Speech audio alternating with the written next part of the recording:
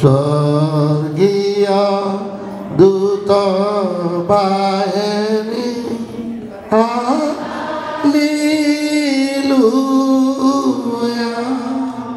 पिता पुत्र धर्मात्माଙ୍କୁ प्रशंसा करी गावन्तु हालेलुया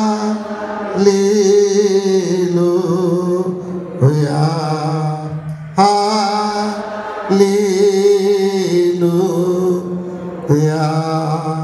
हालेलुया हालेलुया हालेलुया।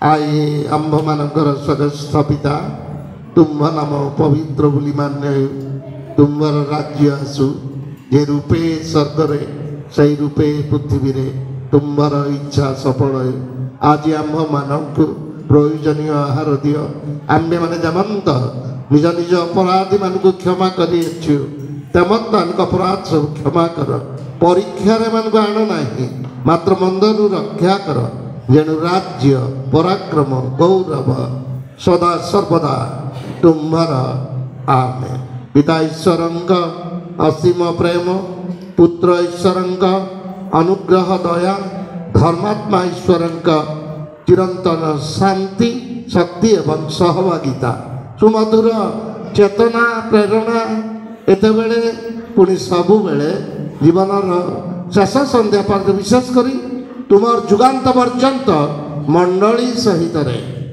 ପ୍ରତ୍ୟେକ ପରିବାର ସହିତରେ ପ୍ରତ୍ୟେକ ଅସୁସ୍ଥ ବ୍ୟକ୍ତିମାନଙ୍କ ସହିତରେ ଦୁଃଖିତ ପରିବାର ସହିତରେ ଆଶୀର୍ବାଦରେ ପରିପୂର୍ଣ୍ଣ କରନ୍ତୁ। ଆମେନ୍। ସମସ୍ତଙ୍କୁ ନମସ୍କାର।